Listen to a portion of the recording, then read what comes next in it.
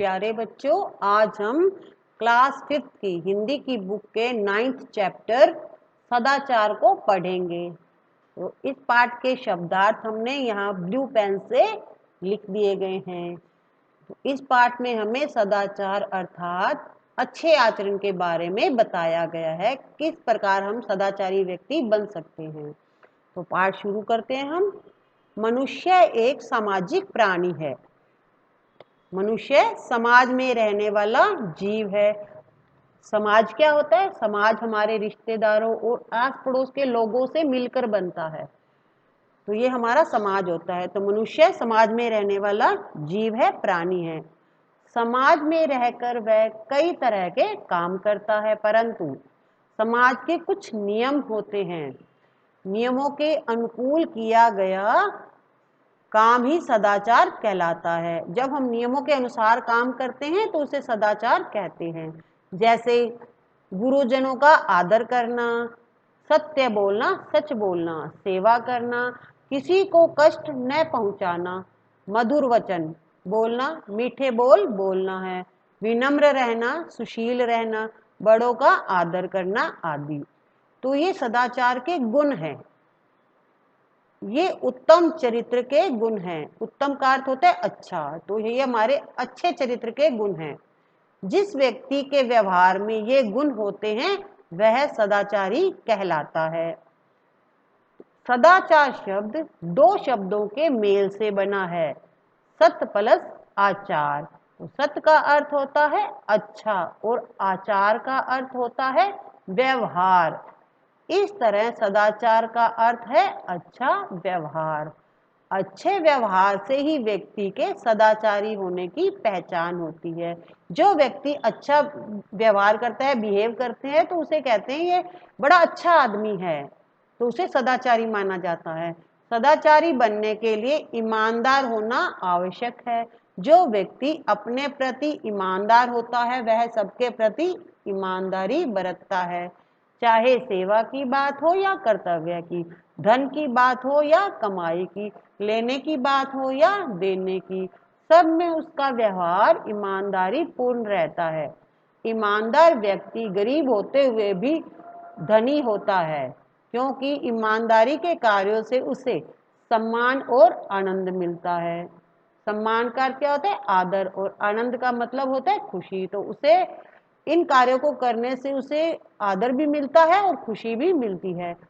बेईमान व्यक्ति धनी तो हो सकता है, पैसे वाला जरूर हो सकता है, परंतु वह सम्मान और आनंद प्राप्त नहीं कर सकता है। जो व्यक्ति सदाचारी होता है वह अनुशासित एवं संयमी भी होता है। उसका अपने मन पर नियंत्रण रहता है। इन गुणों को उसके बोलचाल, कार्य व्यवहार, खान पान और रहन सहन आदि में देखा जाता है। वह स्वयं अनुशासित रहकर अच्छे व्यवहार का परिचय देता है। सत्य बोलना, सच बोलना एक प्रकार की अखंड तपस्या है। जिस तरह से हम कहते हैं ना कि तपस्या करने से हमें भगवान मिलता है, उसी तरह सच बोलने से भी हमें भगवान मिलता है। तो सच बोलना एक प्रकार की अखंड तपस्या है। झूठ बोलना अच्छा नहीं माना जाता है। जो व्यक्ति हृदय से, दिल से सत्य बोलने का व्रत लेता है वह सदाचारी होता है। ऐसा व्यक्ति मरते दम तक सत्य बोलने का पालन करता है। जो सच्चा मनुष्य होता है वो मरते दम तक सच ही बोलता है, कभी झूठ नहीं बोलता। सदाचारी व्यक्ति जहां भी जाता है प्रसन्न रहता है, खुश रहता है और अपने संपर्क में आने वालों को भी प्रसन्नता देता है। वह खुद भी खुश रहता है और दूसरों को भी खुश रखता है। उसके पास सद्गुण, अच्छा गुण तथा सद्व्यवहार, अच्छे व्यवहार का भंडार होता है। वह झूठी प्रशंसा से प्रभावित नहीं होता है।